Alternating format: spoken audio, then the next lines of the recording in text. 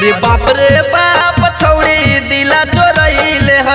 अरे बाप रे बाप छौड़ी दिला चोरैले है।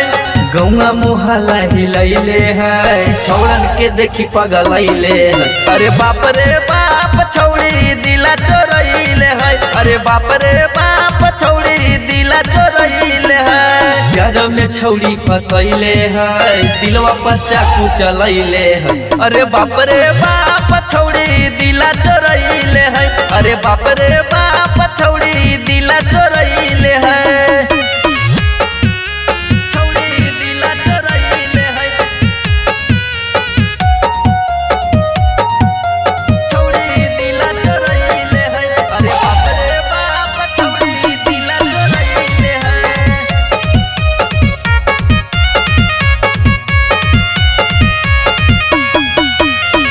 पढ़े जाए छौड़ी लेके हाथ में फूल रे, बना दल के कोचिंग के सरकारी स्कूल रे।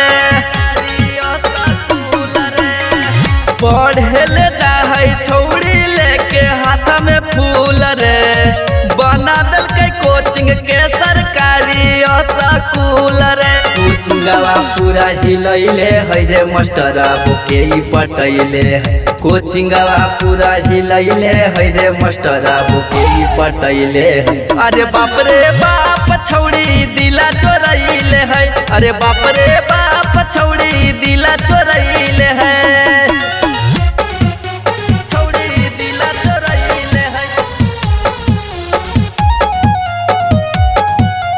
छौड़ी दिला चोरैले है। अरे बाप रे बाप छौड़ी दिला चोरैले है।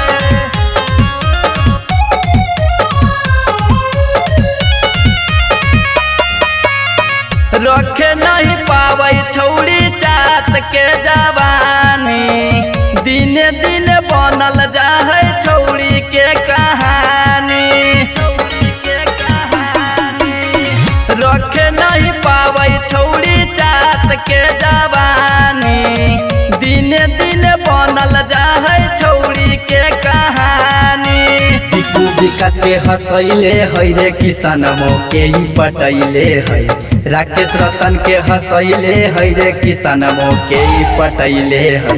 अरे बाप रे बाप छौड़ी दिला चोरैले है। अरे बाप रे बाप छौड़ी दिला चोरैले है।